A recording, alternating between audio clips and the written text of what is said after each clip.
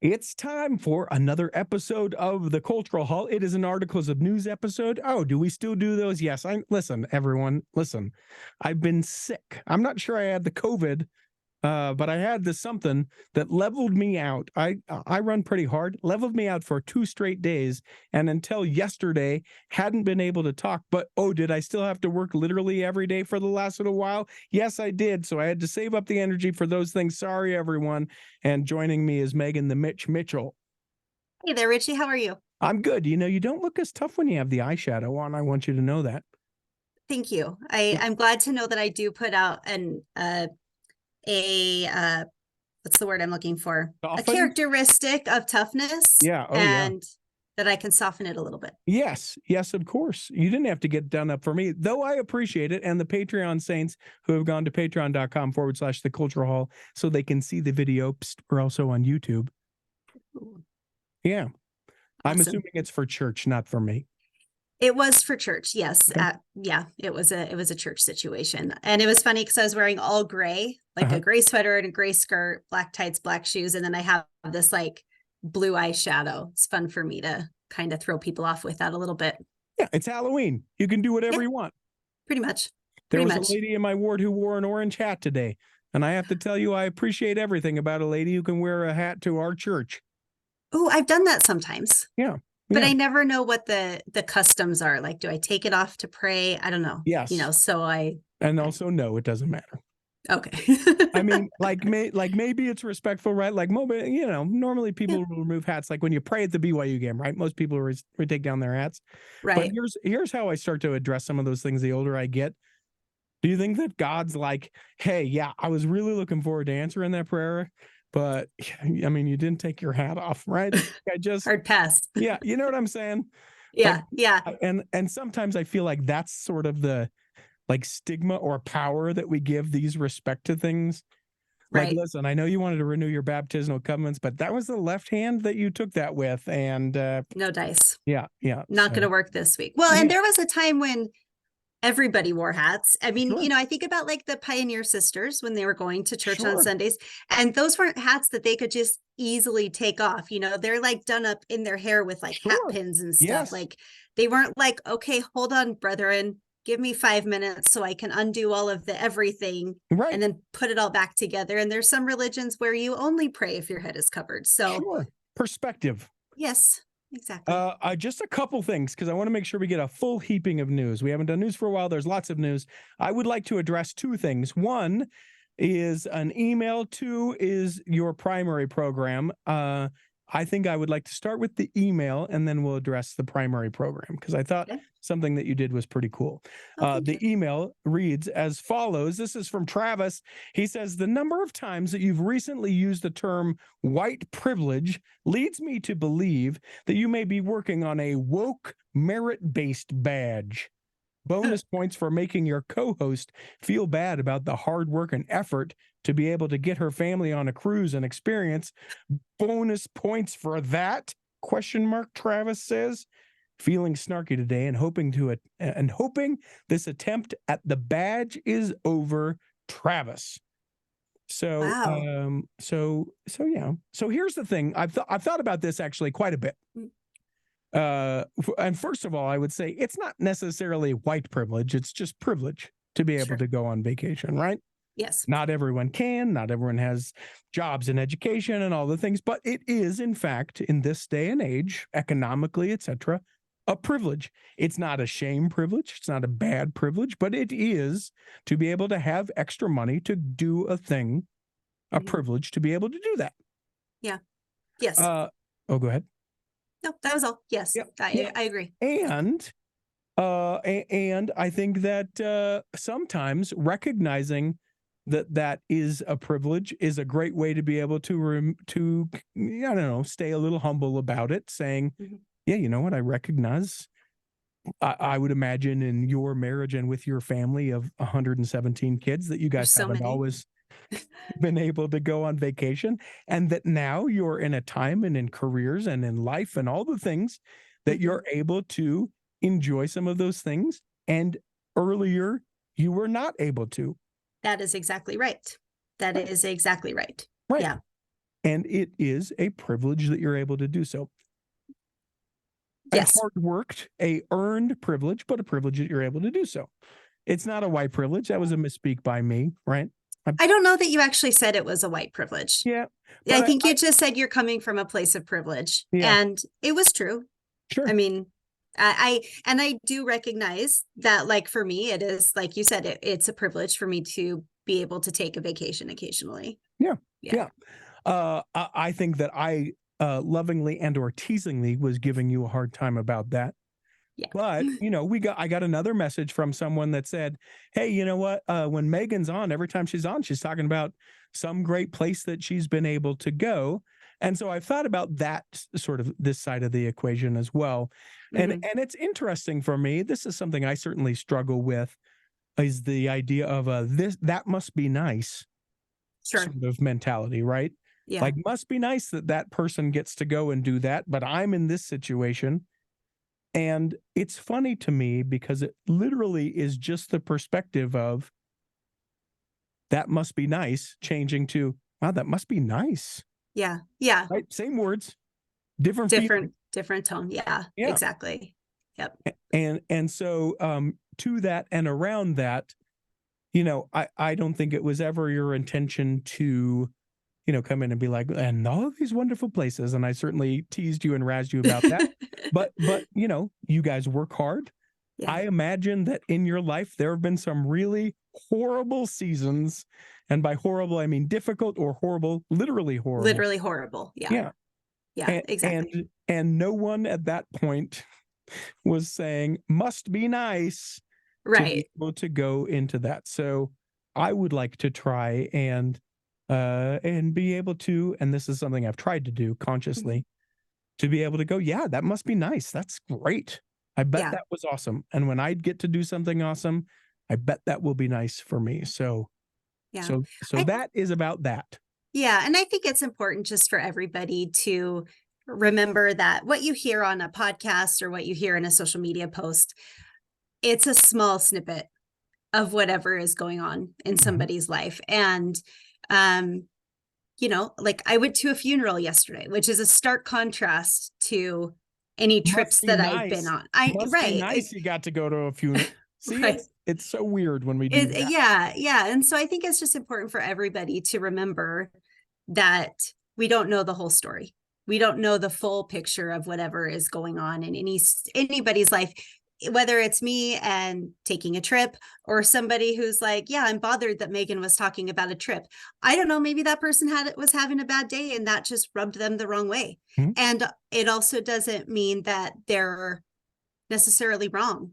I can definitely take ownership and be like, well, maybe I should communicate things a little bit differently. And that's okay. It's just, And to the other thing, though, I want to get to this. I want to take a break and I want to do a full slew of news. Yes. Your skirt was super cool for your primary program. And I wanted you to share that idea because I just thought that was cool. I would love to. So last week I was released as the primary music leader. So I've been in that calling for about 2.5 years. And this year the kids were filling a jar with pom-poms for singing well, for being reverent, for, playing the games that we did or whatever.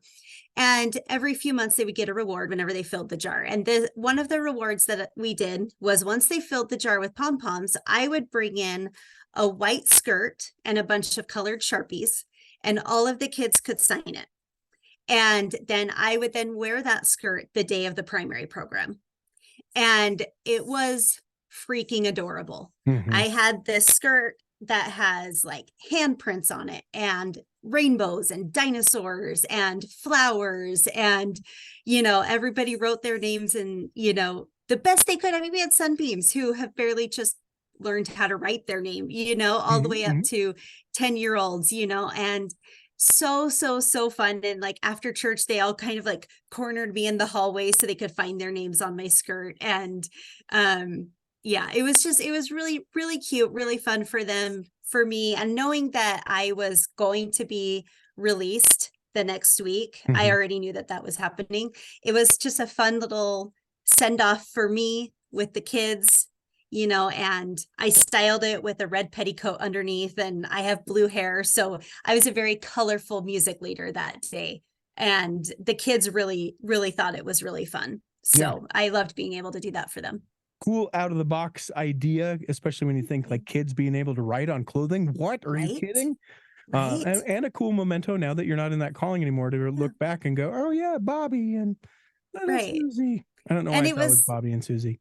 That's all right. And it was neat. We had a fifth Sunday lesson where all of the primary teachers were pulled into the fifth Sunday lesson. So we kind of had to fill time in primary. So that was the day that we did all of the signing. We just took them in by class into another room, and somebody was monitoring them in there. I had one rule, and that was that they couldn't write or draw anything inappropriate, because kids learn words and they don't fully understand why they might be a little bit naughty.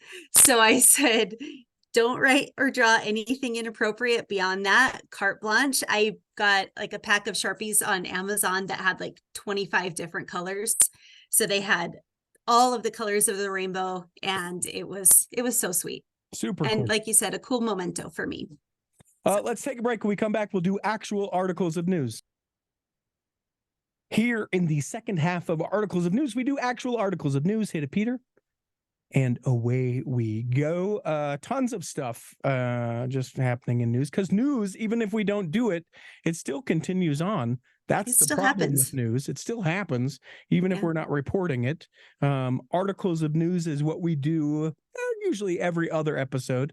When we do an interview in those other episodes, we'd like to talk about the latest and not necessarily the greatest that has happened within the Church of Jesus Christ of Latter-day Saints, or adjacent to. A couple quick stories. One, the October 2023 General Conference Leadership Meeting, now available as resource for members. So there's that leadership meeting that occurs with General Conference. Those are now available, and you can use them for inspired instruction as you move towards the future. Find a link for that in the show notes. The Church of Jesus Christ of Latter-day Saints helped to open a restored schoolhouse in Louisiana, Donaldsonville, Louisiana, to be precise. It is the River Road African American Museum.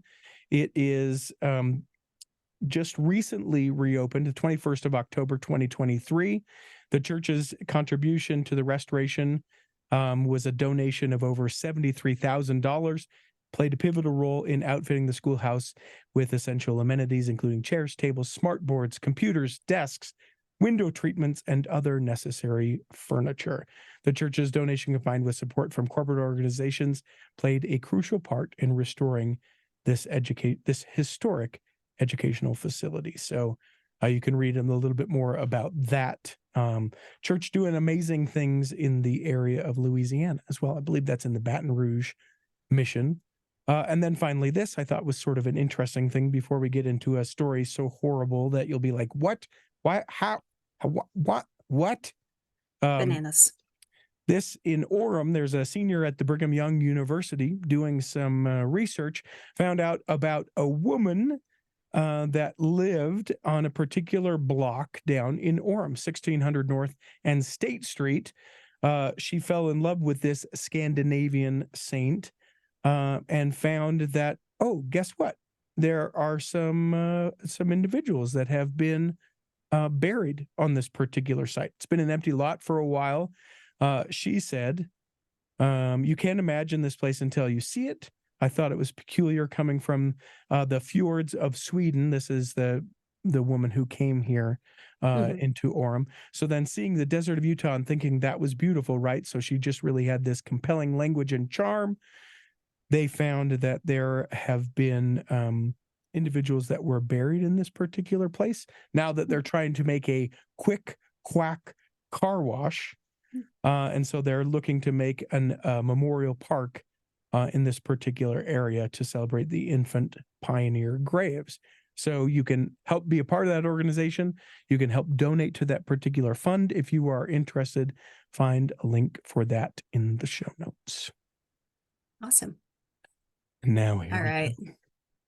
I asked you to take the lead on this in this seemingly weird, horrible kind of story. So take us wherever you want.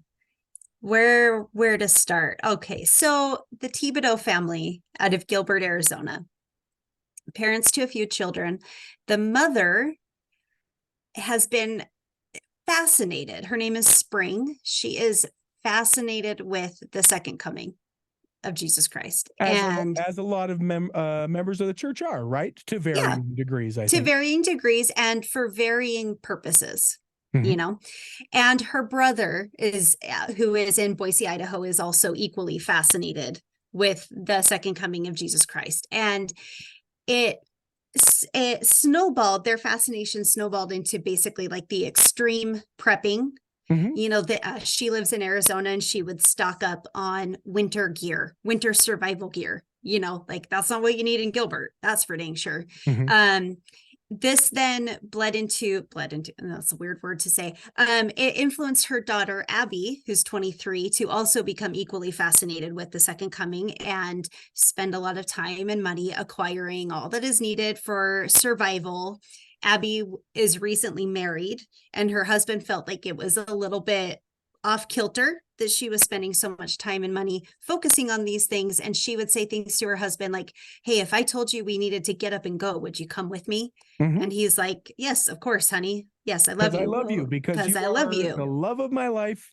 I don't understand the circumstances, but yes, if we were at war, if there was something that'd be unsafe, yes, I would leave. You bet. Exactly. So Spring, the mother, and her brother, Brooke, up in Boise, they would spend hours talking on the phone about all of these different revelations and all of this scripture, everything. And it ended up causing a rift in Spring's marriage to her husband, Ben. And they went to the bishop, and the bishop was like, look, sister, you've got to tone it down. If it's causing an issue in your marriage, let's pull it back a little bit. And she did for a little bit. And then it got amped up a whole bunch again. And very long story short, Spring and her daughter, Abby, took Blaze, Spring's son and Abby's brother, got on an airplane, flew to Boise, and met up with Brooke Hale, Spring's brother. Meanwhile, Abby's husband was at work, and Abby calls him up and says, I need you to come home and take me to the hospital. So, of course, he rushes home, goes to help her, finds out there actually is no medical emergency. She was running around frantically packing, getting everything ready, and says, we're going to the airport to go to Boise. And her husband, Braden, is like, what's happening? And she's like, no, we have to go now. We have to go. And he's like, no, this doesn't make any sense. We're not leaving. There's no reason to. At which point the uncle, Brooke Hale, gets on the phone with him, reading him scripture, trying to convince him that it's time to go. He's got to go with them to the airport. And he says, no, I'm not going. He calls his father-in-law and says, yeah, the thing that we've been worried about, it's happening. They're leaving. So Spring, her daughter Abby, her son Blaze, who's 16, they're on an airplane heading up to Boise. They meet up with Brooke Hale, the uncle, and then they're radio silent. Phones off, straight to voicemail, everything. The dad, Ben, can't get a hold of his children or his wife, everything. Nobody knew where they were. Nobody knew what was going on, other than they had security footage of them getting into a white SUV at the airport in Boise. They also found record of their passports being used to cross over into Canada. And then it was basically a manhunt because they kidnapped the 16-year-old who wanted he doesn't want a part of it. He's just like, I'm going with you, Mom. I like right, exactly. Okay. And there was theorizing that she told him, we're taking you on a vacation for your birthday. That's how she got him out of school to go willingly. But they basically believe that he is chosen by God in the second coming of Christ, whatever that means, to usher it in, I guess. And so the thing that really spurred the legal action and everything is that this kid, Blaze, he's a minor. He's 16 years old. He was kidnapped. And across state lines is a big deal. And exactly. And now country lines is a bigger deal. Yep. Exactly. But he has been found now. So it's a very, very good beginning of an ending, because I'm sure there's more that's gonna happen. But they were found trying to enter into Alaska through Canada. And it says, after the 4 family members hadn't been heard from since Monday, Blaze Thibodeau, who is legally required to return to his dad in Arizona, was found safe in Alaska by Border Patrol agents at the Alcon port of entry, according to the Gilbert Police Department. So he's been found. But it says in this particular article, Spring Thibodeau became interested in the second coming of Christ in 2015 into a point of obsession. She engaged in energy healing sessions, which caused him to become concerned. Her husband became concerned about that. He basically told the bishop advised them, like I said, to stop getting in with all of this if they wanted their marriage to survive. I mean, I'm not going to be the first person to say that so much of this really reeks of Chad and Lori Daybell type, you know, fascinations and manipulation. Again, it's Idaho manipulation. Yep. I mean, there's so many parallels, and I'm glad that this one has a happier ending, obviously, than that other story, or at least a portion of it is a happier ending. And poor Nate Eaton, dang, the reason that I saw this story from an article that he wrote, who was doing all of the reporting for East Idaho News on Chad and Lori Daybell. So he's just in it, you know, he must be the one that they go to. But yeah, I guess also Brooke Hale, the uncle, he left a last will and testament for his own children, and he withdrew $50,000 in cash to divide among his kids. His last will said, if you are reading this right now, it means that I am gone. I don't know where I am going. I was not told. You will not see me for some time. How long? I do not know, but I will see you again. So just a very, very interesting story. This particular one ends with the husband saying, none of them are bad people. He even went so far as to say that they're all wonderful people, but he is worried that dark topics have really corrupted them in a really horrible way, but they are genuinely just loving, kind people. Sure. So no sort of shade on the individuals. I mean, as far as we know, it's, you know, people getting sort of swept up in this. A shout out to Nate Eaton, and you can find it in the notes for this episode. Nate interviews Braden, Abby's husband, and he tells first person, like, she came in, he said, we got a half an hour. You know, she texted him to say, listen, you know, I'm going for a couple years, and you know, if you're still there, I hope we can make it work. Or something. I hope you'll be around. He ends up buying a ticket for his dad to come down and to spend some time with him, because he's just like, what do I do? Yeah. What do I do? Yeah. And the thing is, maybe you have a picture in your mind of what these people would look like. It's not right. and it's inaccurate. The picture of especially Braden and Abby, they are every Utah County married couple ever. Yes, exactly. You would not be able to be like, oh yeah, clearly those are the people that kind of went off the rails. Yeah. And same with Blaze. Blaze looks like a thing. The other thing that I think is important to clarify on this is they, as I understand it, they have only found Blaze. The other three are still out and about doing the thing. They kind of said, listen, okay, he's 16, against the law. You can't make his own choices. Here, go to this checkpoint, and we're going to continue to do this. And there are times and times again, Chad and Lori Daybell, huge thing around the turn of the millennium down in Manti, you know, all sorts of different issues, especially within our church, of people just being like, and he's speaking to me. Yeah. I know. I don't know exactly what it means, but we got to go. We got to go. And people prey on that, and people, you know, manipulate that. And the thing that I consider about it is, and maybe this is wrong, but the thing that I consider about it is like, all right, so let's just throw this out on the table. There's a God, right? I think we can probably all collectively come to that table. Had a son, Jesus Christ. Okay. Jesus promised he would come back. Okay. Now, not everyone's with me still, but we're going to go. We got a majority. And assume that the majority of people listen to this. All right.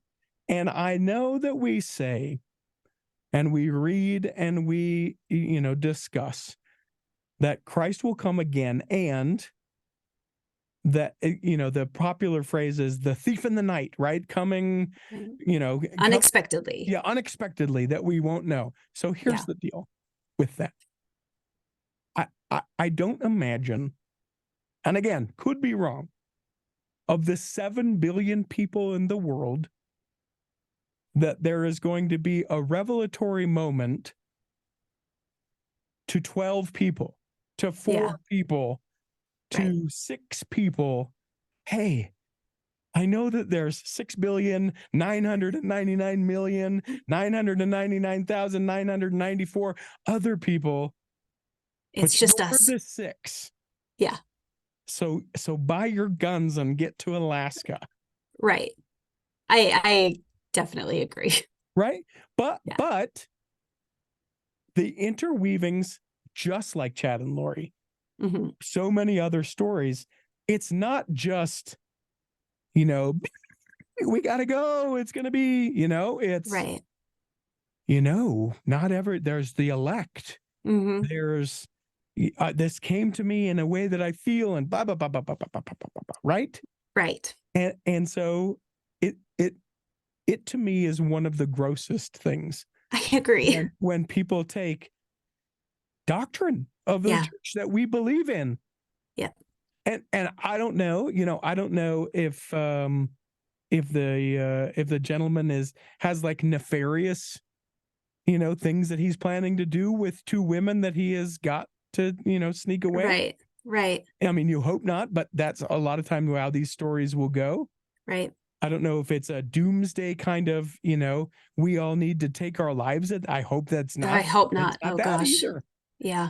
But to be able to leave behind your new marriage, your spouse and other children. Yeah. And all these other children, like the stranglehold on these individuals, it's gross. Yes. So gross. Absolutely. And it really gets into there's lots of different implications. I mean, philosophies of men mingled with scripture. Sure. And I don't know about you, Richie. I mean, I went through a period when I was in high school where I was fascinated by the signs of the times, and I would take the class at EFY that was about, this is the signs of the second coming that you need to know. And sure. And I'm very, very glad that I had people in my life who were like, yes, please be aware of them. Also, don't focus on them. Sure. Because you have no idea when things are happening, and like time for Heavenly Father and Jesus Christ is very different from us. Things could be happening for a very long time, and all of these different things to kind of give the whole idea, keep it in reality, you know what I mean? And the other thing that I think is really interesting, now I fully believe that it's important to have food storage, that it's important to be prepared for any sort of emergency that could come up. I don't believe it's a good idea to waste your life savings on it. And I don't think it's a good idea to go into debt to acquire said items. But I think it's important to be aware of that. The other thing that I know is that in the second coming, having the right amount of water isn't going to determine my fate. Right. When it comes to the second coming. Fate. Yeah, it's not going to determine my eternal fate. It's not going to make any sort of difference, because when it comes down to it, the lamp in the oil in the virgin's lamp had nothing to do with oil. It's about it doesn't have anything to do with food storage. It's about our spiritual preparation. And that's what we need to focus on. And then the other thing I keep going back to is that it doesn't do me a whole lot of good to worry about the second coming, because I'm just trying to get to tomorrow. Yeah. And that might be more important, because if I don't have tomorrow in line, the second coming isn't much going to matter. Does that make sense? Yeah. Like it doesn't do me a lot of good to worry about something that is very unknown when I have known things that I need to be concerned with. Yeah. So. Yeah. So more to come, and I've already sent a message to Nate to see if he'll come on as things develop, to be able to give us kind of a recap like he did with Chad and Lori. And, in 6 months' time, there will be more Chad stuff, because he's headed back to court, at least as the recording of this. back on the 1st of April, where he has insisted that cameras be in the room. Quick through some stories. The 2024 youth theme for the church is I am a disciple of Jesus Christ. So you can find that. They announced that this last week. There will be a youth broadcast on the 28th of January where they will discuss said theme. You can find materials begin to roll out about that. I like that that's very to the point. Yes. I love and that. So Christ focused and centered. I absolutely love it. And it plays off of last year's or this year's, which is I can do all things through Christ, which strengtheneth me. And now I am a disciple of Jesus Christ. I love it. Love it. Yeah. And it's because I remember some, and maybe it was, I'm just remembering like seminary themes, but I remember some kind of obscure themes growing up a little bit. So I'm glad we kind of went, let's bring it back. Yep. Let's go right back to Christ. Other interesting stories. I don't have too much about this, but the church is developing a rental community in Queen Creek, Arizona. So they've got a bunch of land, and they're essentially going to be developing it and making it available for people to rent. So this is on the corporation side of the church, according to the article, and I would believe this. The church is one of the largest private landowners in the state of Arizona. Makes sense. I find that to be true about lots of states. Lots of states. That the church finds that. They're certainly getting some criticism about that because where are they getting the money and how much? And of course, why can't we, house the homeless and some of that stuff? But the rest of that story was behind a paywall. So there's that. Okay. If you've seen any of the videos from Acapulco and Hurricane Otis, just insane devastation. The church shared a statement from everyone's favorite president of the Mexico area of the church, Elder Hugo Montoya. He said, our prayers are with all those who've been affected by this hurricane. The church is actively working to help the people who are going through these difficult times through the established programs and our humanitarian aid allies. Church leaders in Mexico are currently evaluating relief efforts and how the church can be of best use in the area. All missionaries of the church volunteering in Acapulco were safe and accounted for. So there were 27 individuals that were killed. It was a Category 5, the most powerful to hit Mexico in the last 50 years. More than 1.5 million members of the church call Mexico their home, according to church statistics. And Acapulco is located in the southwest of Mexico City and has 4 stakes. So is that on the west side of the country or the east side? Very great question. That is, you start to tell me about what the next article is going to be about. I will tell you in a blurted out fashion which part of the state it is in. Sounds good. Okay, I've got a fun article for you. Okay. I've heard you mention before. Do you like trash TV? I like knowing about it. It is on the west side. Okay, perfect. The Pacific side. Okay, that's good to know. All right, so this is from Bravo TV. So I bet you know where I'm going with this with trash TV. What Real Housewives of Salt Lake City fans should know about Mormons and the LDS Church. This is amazing. This is just wonderful.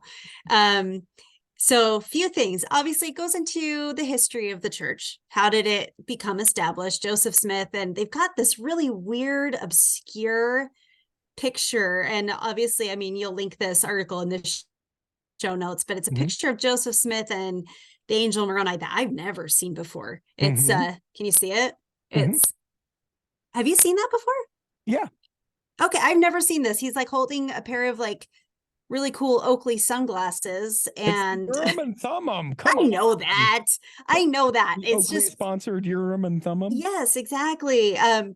But yeah, so we've got the whole story, first vision, goes into Mormon beliefs. Mormonism share many similarities with other areas of Christianity.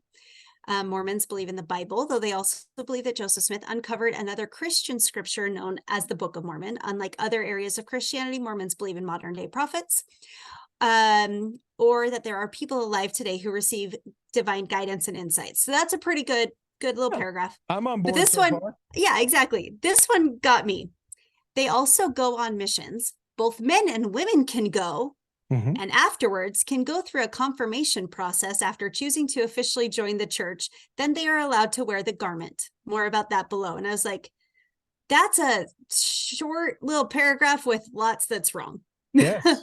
Yes. I'm like, okay, so we go on missions and then go through a confirmation process and then get to wear the garment. So that's obviously inaccurate. Yes. Goes Thank you into for some the clarification. I appreciate that. Yeah, anytime. Goes into some descriptions about the temple garment. What are the Mormon religion rules? Many Mormons adhere to the word of wisdom, abstaining from substances, including coffee, tea, and tobacco. There's also a law of chastity that stands against adulterous behavior, homosexuality, and sex before and outside of marriage. LDS members are expected to donate 10% of their income to the church in a practice called tithing. Now, here's one. Can Mormons drink alcohol? While you're not supposed to drink under the classic rules of the Mormon church, there are many Reformed or non-practicing Mormons, sometimes called Jack Mormons, who do drink alcohol. Okay. Can Mormons drink coffee? Much like the rules surrounding alcohol, coffee is typically frowned upon by Mormons. However, there are many that appreciate a good latte. Sure. And then accurate. Yeah. And then polygamy, because of course. And then which housewives are Mormon? Lisa Barlow is the only practicing Mormon on Real Housewives of Salt Lake City, having converted in her youth. Heather Gay, Whitney Rose, and friend Monica Garcia used to be practicing Mormons, but have since left the church. I would say on the whole, given where this article came from, it's pretty accurate. The inaccuracies are funny to me. Glaringly inaccurate. So that was just a fun little softball story. Kind of funny. Yeah. You know, there are a few like you should check this out stories. So let me tell you a couple of these. Let's hear it. If you have not gone and watched, and I know you probably have not because it's not a practice that you would do. But the music and the spoken word from October 22nd is worth checking out. It's a half an hour of your time. I believe you can get it on YouTube. We'll put that link in the show notes. It is the Tabernacle Choir and Orchestra at Temple Square. It is Glee Clubs from Morehouse College and Spelman College, both from Atlanta, Georgia. And that is an incredible music in the spoken word. I have heard so many good things about it. You just have to check it out. It was more than 400 voices, 60 singers from those the historically Black colleges, the orchestra at Temple Square, and they did it in the Tabernacle, which is also super cool. So if you have not checked that out, definitely worth checking out. A very sad story, but one, this was a couple weeks ago now, the passing of Sister Eyring. Her funeral, also available for you to stream. And you've never heard a sweeter dedication to a woman before. Kathleen Johnson Eyring, wife of President Henry B. Eyring, who's the second counselor in the First Presidency of the Church of Jesus Christ of Latter-day Saints. She passed away on the 15th of October, surrounded by her family. And she attended a devotional where she met the young Harvard student Henry Benyon Eyring. He later said he was immediately impressed by her goodness and recalls thinking, if only I could be with her, I could be every good thing I ever wanted to be. They met the following week, began dating, and then were later married in the Logan Temple. Seeing that funeral service is just a thing. And I know that this is sort of maybe weird, right? To drop in on a funeral service a couple weeks after it's happened. But these are individuals talking about their love and their relationships and all of these just tremendous things that if you have the time, the bandwidth, maybe you're listening to something and you're like, I've had enough of that for now. Yeah. A great drop in to listen to. Obviously, the lighter one would be the music in the spoken word, but step into that, the funeral service for Sister Eyring. Pretty great. Definitely. What do you got? Can I share something off of Twitter? Of course. Is that allowed? Of Okay. course. Do we have to call it X, I suppose? Oh yeah. I'm going to share something from X, the artist formerly known as Twitter. So there's a woman that I was recently found on the X. She's originally from Utah and has transplanted to Maine. And she's a young women's president in her ward in Lewiston, where there was recently a mass shooting. And she was at church for her youth activity when the shooting started, and they had to lock down in the church with all of their young women during everything that was going on. And she then said that she lives about 20 minutes away from the church, so she took all of the youth back to her home. Jeez. So that they could shelter in place there. It was her and her family, the young women, and then the bishop and his family, who were also at the church at the time. They all went to her house. And she just talks about some really interesting things that have gone on, that went on during this shooting. She said that in Lewiston, many of the members live in the downtown area where the shooting happened. It's a refugee city that is rich, has a rich Somalian population, as well as other African countries. Her ward specifically has people from the Democratic Republic of Congo, Uganda, Angola, Brazil, Mexico, Bolivia, Montreal, and the Philippines. Just apparently Lewiston is just an amazingly welcoming community. All the missionaries were safe, all of that great stuff. And then she talks about the things that she learned from having to shelter in place during this horrific mass shooting. And I thought these were really, really good points. She said, number one, I wish that the adults in the room had monitored teen phone usage. The kids were checking in on their friends, but the misinformation was intense. We were getting reports from locals of multiple shooters at 7 different locations. It definitely amped up the fear and anxiety. The second thing that she learned, I would have the teens check in with their parents first thing. I took their word for it that they had talked to their parents. It was only an hour in when I talked with parents that I found out that most had not texted their mom and dad. They were mostly texting friends. Number 3, I am going to get various phone chargers and keep them in our young women room for emergencies. And I thought this one was genius because we live in a time where anything can happen, and we rely so heavily on our cell phones that in an emergency, we constantly need to have phone chargers available. So having a variety of phone chargers available in the church for usage in an emergency, I think is like A+. She said stick to established news sources because all of the texts that were coming in were either incorrect or amped up. I heard. You guys. Yeah, exactly. Yep. Exactly. Yep. She said it was wonderful to be with her community during this ordeal because she then said, my own teens appreciated being with their closest friends. The teens prayed together and comforted each other. I was impressed by their compassion and love. Their ward meets they're the only ward that meets in this building. So they actually keep the kitchen stocked with snacks. For after church and stuff. So she said that was huge because they didn't know how long they were going to be sheltered in place at this church building. So she said the peanut butter and fluff sandwich fixins were a blessing because many kids hadn't even eaten dinner before they came to their youth activity. And she then said she was so glad that she went grocery shopping before she went to her activity because when everybody came to her house after that, they were fully stocked. They had everything that they needed for the kids.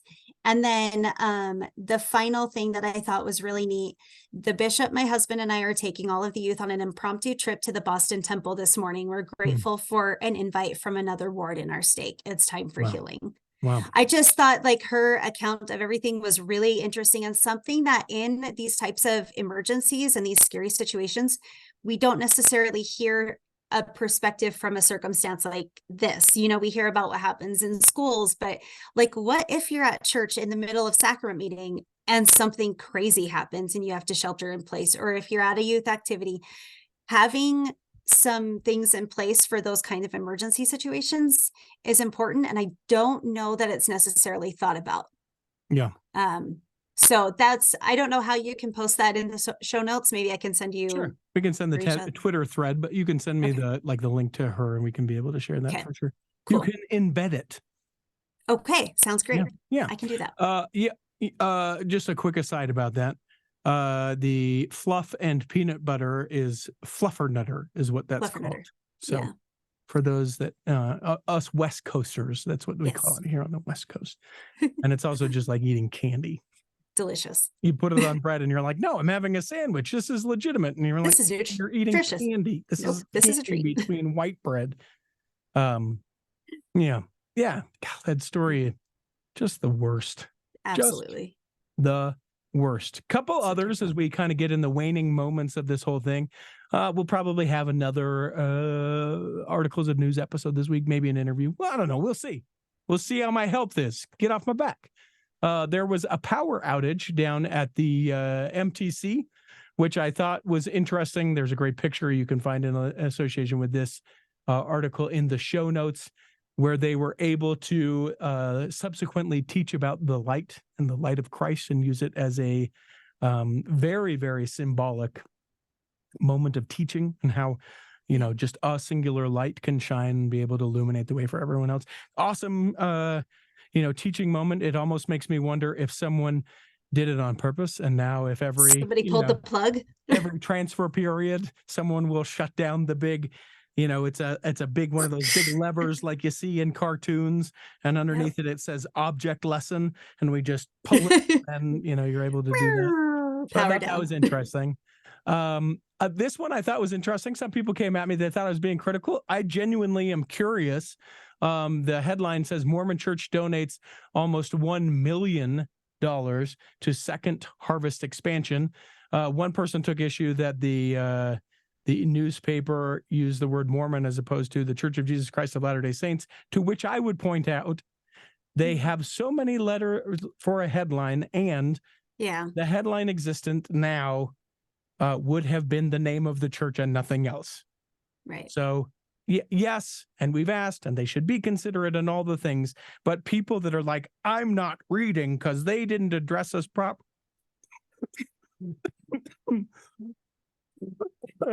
Richie's gonna be fine, everybody. He's fine. He's just gonna cough, but he'll be back. Almost there. He's with us. Point.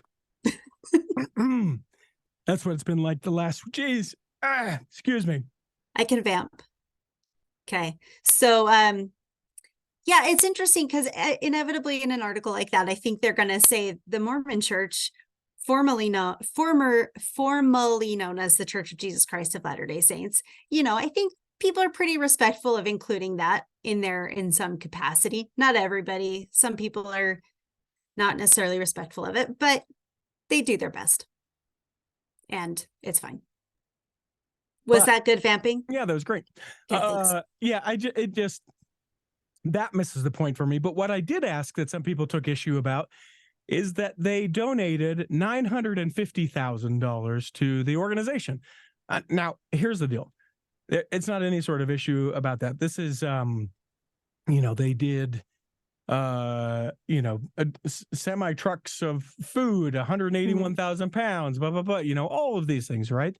Yeah. But the thing that I asked was, why not just throw in an extra 50 and make it a cool meal? Yeah. And I genuinely kind of wonder those questions when I see stuff like that, right? It's no shame. I think it's great. A couple of years ago, we would have never heard about a $950,000 contribution, right? So it's not any sort of shade about that. But I just wonder, like, someone who obsesses about like numbers and the evenness of things, I go, why wouldn't you just be like, listen, we got 50 extra. Yeah. Here's $1 million. So I wonder, or if it's like a tax thing or whatever the thing may be. I just want to know, why is it that and not something else? I wonder if it could be something like they went to the organization and said, how much do you need to do your thing? And they were like 950,000. And so the church was like, okay, I'll write the check for 950,000. Could they include the 50? Yeah.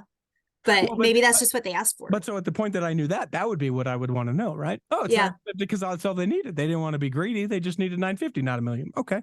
Yeah. It's like a few years ago, his name escapes me right now, but there's a guy who listens to the Cultural Hall. He's a trucker, and he, I believe, lifer or, convert with Pioneer stock, meaning he's gone back and listened to all the episodes. Sure. He mentioned that the reason why so many times the church donates 40,000 pounds of food is because that's how much you can fit in a semi-truck. And so when they say 40,000 pounds of food, you go, well, they donated a semi-truck full of food. Okay. Yeah. That makes sense. Why would it be 40,000 otherwise? I didn't know. Then I knew it was a semi-truck load. And so when you see 20,000 pounds, you go, oh, they gave him half a semi-truck. half a semi-truck full of load of food. So I just wonder if there's things like that. So that's how my brain works as far as that goes. And then another story that I thought to be kind of interesting.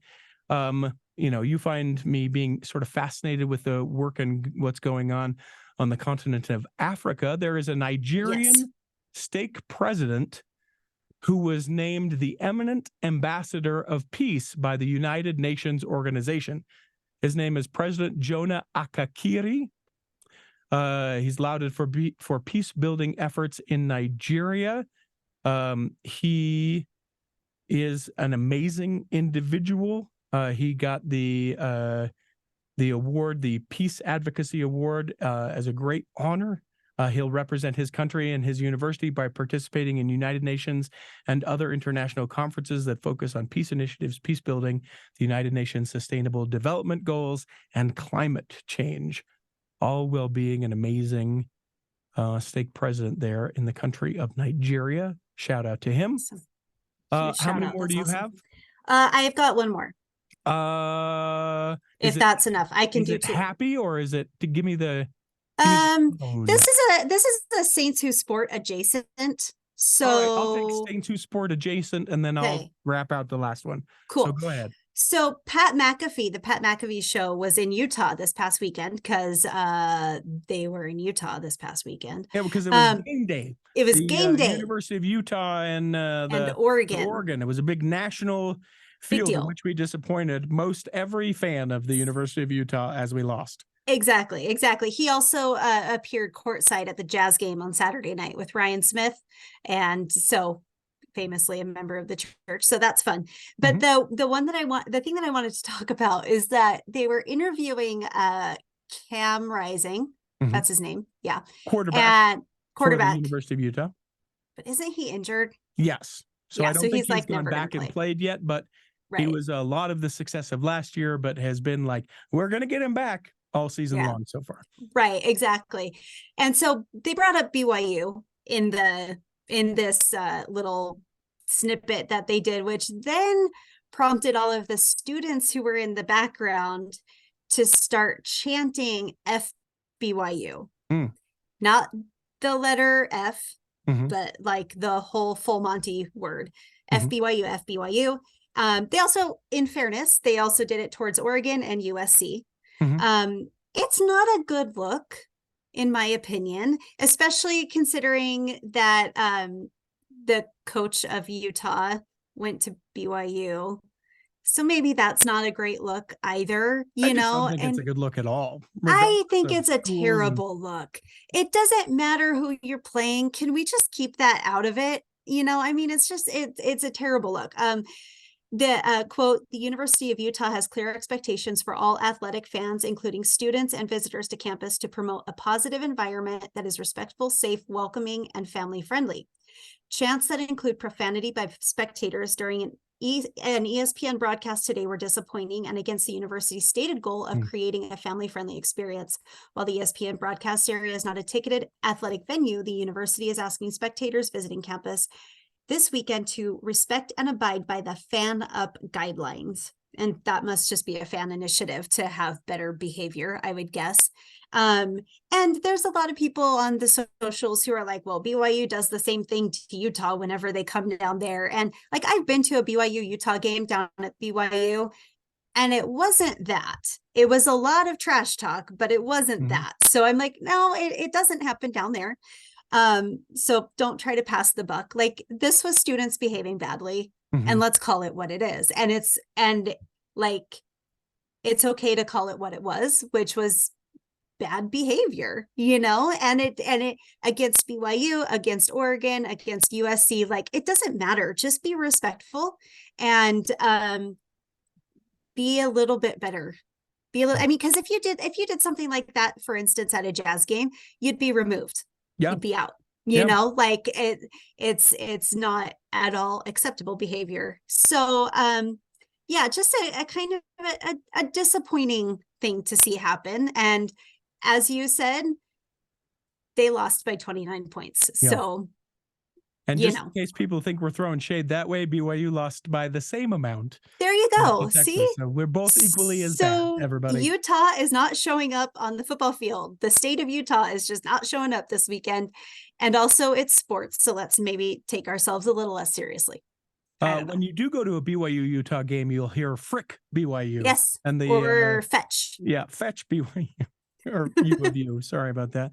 And then the fan up document, I actually found it online. Oh yeah. Yeah. The first thing in the guidelines from the University of Utah to its spectators, number 1 says, watch your effing mouth. So that's what that's the fan up. But the one down at BYU says, watch your freaking mouth. Yeah, exactly.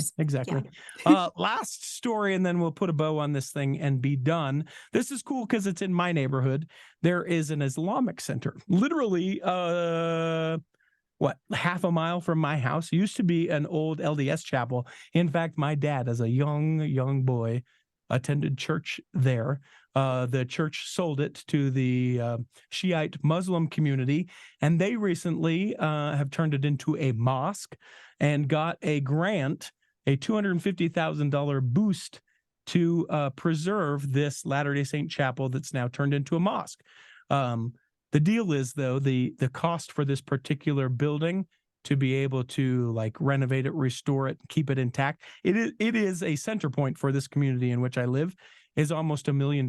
So they got this grant of $250,000. They've got some other money, but they still have to raise $400,000 to be able to do it. So I got that news story in. I forwarded it to my stake president and said, what a great interfaith idea this could be. So we'll see. I don't know if anything will come of it, but the pictures of it are super cool to see, a couple of different faith traditions coming together symbolically in a building. And, it's just in my neighborhood. So is that a place where you can go? Like, I don't know what the rules are and the customs regarding mosques and places of worship within the Muslim faith. So, right. So, but is that some place drop in and be like, I'd like to worship today? Like, or like just take a tour or see what it looks like. Like, tell me about it. Like, because like we have our temple open houses, and that's a great opportunity for people of other faiths to come in and see, oh, okay, this is what's happening. It's not a weird place with goat sacrifices, Yeah. But I would love to be able to go to a mosque and see the beautiful architecture and the, how they live their faith. Is that the type of facility that this would be? Yeah, so interesting. You would walk in and go, this looks like an old chapel from the turn of the century. Got it. With decorations that are symbolic of the Islamic community. That's how you would see this building.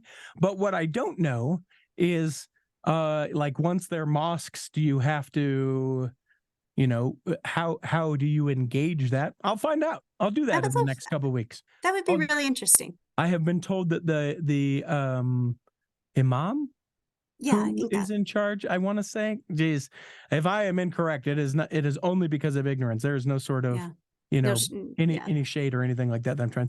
But the person that would be in charge, I am told, is an amazingly kind and generous individual. So I would have no problem going up and being like, I'm this guy from down the street. Would love to know how this is engaged and what I could know about this. And I have an idea. Okay. You should interview him for the cultural hall. Of course. That would be an amazing interview. I 100% will. Let me meet him first. Yeah, that's fair. Correct. Perfect. Yeah, okay. Megan, I appreciate your time. I hope that this episode has nourished and strengthened your body. That if you're not healthy enough to listen this week, you'll be able to listen this next week is when it is. Yeah. There it is. And then when the time comes, you'll be able to travel home in safety. In the meantime, we'll be saving a seat for you. On the back row of the cultural hall.